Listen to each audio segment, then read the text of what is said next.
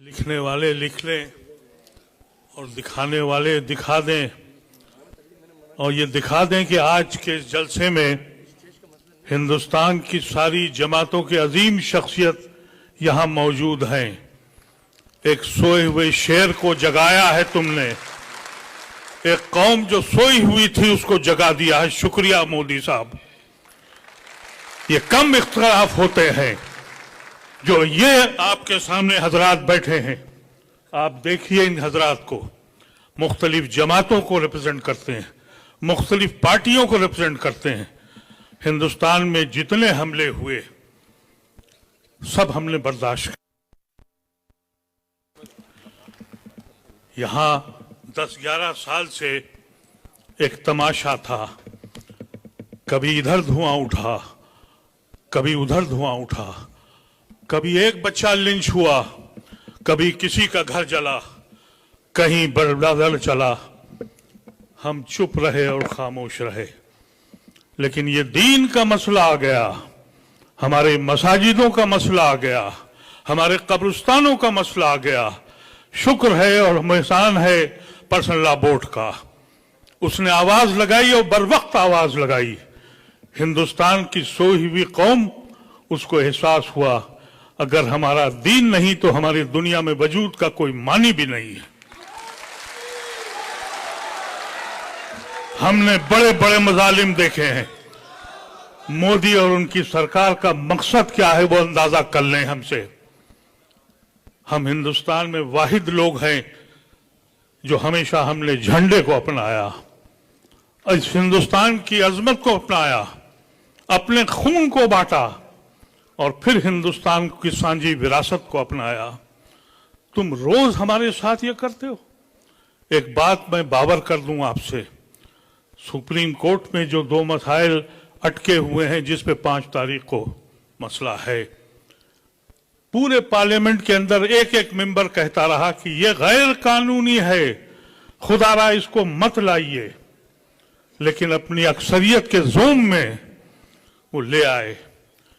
Supreme court यकीनी तौर पर अगर उसकी को अपनी अजमत कायम रखना है, वो मुहाफिज है हिंदुस्तान के आइन का, तो वो ये 2 या 3 मसले जिस पे आज रुका बहस है वो इंशाअल्लाह उस पे स्टे लगेगा। लेकिन ये मत समझिएगा कि आपकी बचत हो गई है। पूरा का पूरा कानून नाकिस है। बहुत सी चीजें ऐसी हैं जो आप सोच भी नहीं सकते। कह दिया कि 12 साल से ज्यादा जिसका कब्जा है वो उसी का हो जाएगा। हमारा यकीन यह है हमारा कि औकाफ की जमीन जब आप अल्लाह के हवाले करते हैं तो वो हमेशा से अल्लाह के हवाले हो जाती है। मैं क्योंकि उस कमेटी में रहा हूं 2013 के जिसमें यह एक्ट बना था, उसका मैं मेंबर था। उस वक्त हम लोगों ने कोशिश की थी कि उन सारी जायदादों को छीना जाए, वापस लिया जाए जिस पे काबिज है हुकूमत हिंद भी, स्टेट गवर्नमेंट भी और हमारे अपने लोगों ने भी कब्जा किया था। अब अगर वो 12 साल से काबिज हैं तो जमीनें उनकी हो गई। और मोदी ये कहता है कि हम गरीबों की भला कर रहे हैं। तुम औकाफ की जमीनों को छीन कर किसका भला करने जा रहे हो? मोदी ये कहता है कि हम औरतों के लिए बहुत फायदा करने वाले हैं। औरतों के तो हुकूक ही छीन लिए उसने ये कह दिया कि 5 साल आपको प्रैक्टिसिंग मुसलमान होना है। तो ये खवातीन जो अपने घरों में इबादत करती हैं, क्या इनके बुर्के उतार के देखोगे? घरों में घुस के देखोगे कि ये दीन के काम कर रही हैं? उनके हुकूक छीन कर बेशर्मी की तरह बयानबाजी हो रही है। हम समझते हैं बहुत बहुत बड़े लोग शख्सियत आपके बीच में हैं, लेकिन एक बात याद रखिएगा, यह पर्सनल लॉ बोर्ड ने जो आवाज दी है इसके मानी समझिए। यह मत समझिए कि एक मीटिंग आपने कर ली और आप खामोश हो गए। बहुत से हमारे हिंदू भाई ऐसे हैं जो हमारे साथ हैं लेकिन औकाफ को समझ ही नहीं पा रहे हैं। उनको यह अंदाजा ही नहीं हो रहा है। वो समझते हैं कोई ट्रस्ट है, कोई ऐसी संस्था है। उन्हें यह मालूम नहीं है कि औकाफ की जमीन अल्लाह की जमीन है। उसमें खुर्द-बुर्द करोगे तो हम माफ नहीं करेंगे, तुमको याद रखना। और अल्लाह भी तुमको माफ नहीं करेगा। इसका एहसास तुम लोगों को होना चाहिए। छोटी छोटी मीटिंगें करो अपने मोहल्लों में, अपने कस्बों में, अपने घरों पर, और बुलाओ, उनको बताओ कि ये हमारे कत्ल की साजिश है, हम इस मुल्क में किस तरह रहेंगे, इसका फैसला तुम्हें करना है। तुम्हारे आने वाली नस्लें इस मुल्क में कैसे रहेंगी। जितने हमले हुए हैं हमने बर्दाश्त किया है, लेकिन इससे बड़ा हमला मैंने अपनी जिंदगी में तो नहीं देखा। और आज मैं ये कहना चाहता हूं कि आप तैयार रहें, छोटी मीटिंगें करें, गैर मुस्लिमों के साथ मिलें और अपनी मीटिंगों की इत्तला पर्सनल लॉ बोर्ड को जरूर दें कि हमने यहां मीटिंग करी है, हमने यहां मीटिंग करी है। और ये अफवाह मत फैलाइए कि हम में आपस में इंतशार है। हम यकीनी तौर पर पर्सनल लॉ बोर्ड के हुक्म पे चलेंगे। ये हमारा सबसे बड़ा इदारा है और इस इदारे ने खुल के सामने काम किया है। हम किसी जमात के हों, किसी पार्टी के भी हों, लेकिन हमारी ये जिम्मेदारी बननी चाहिए कि हम अपने इलाके में जा के बताएं कि ये गैर कानूनी चीज है। खुशनसीबी ये है हम लोगों की कि इस मुल्क में गैर मुस्लिम की बड़ी तादाद आपके साथ खड़ी है। ऐसा न हो कि आप इसको हिंदू मुसलमान करके उनको अलग कर दीजिए। ये सांझी विरासत का मुल्क है, ये गांधी और नेहरू का मुल्क है और इसलिए आज वो आपके साथ खड़े हैं। लेकिन अगर आपने उनको रुजू नहीं किया और उनसे बातचीत नहीं करी तो ये हिंदू मुसलमान हो जाएगा जो मोदी चाहता है। इसको आपको बहुत एहतियात के साथ काम करना है।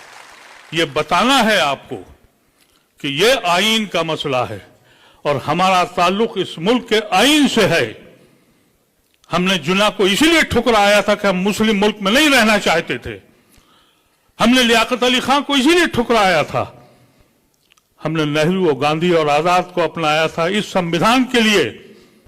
हम जुड़े हैं इस संविधान से और अगर इस संविधान को तोड़ देंगे तो हमारे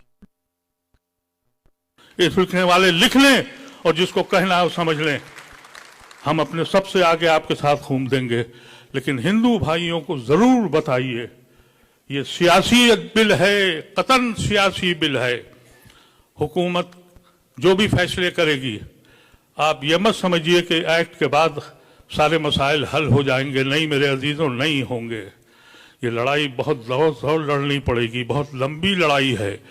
जब तक कि ऐसे लोगों को आप हुकूमत से बाहर नहीं फेंकेंगे आप महफूज नहीं हैं। तैयारी करिए कि हिंदुस्तान के सारे जेल छोटे पड़ जाएं, वहां जगह न रहे। हमारे ऐसे ये सारे हजरात, इन्होंने पर्सनल लॉ बोर्ड की मीटिंग में ये बात कही थी, मैं उसमें था मौजूद। सदर मौसूफ ने कहा था कि अगर जेल जाना पड़ा तो जाऊंगा। सेक्रेटरी जनरल ने कहा था जेल जाऊंगा।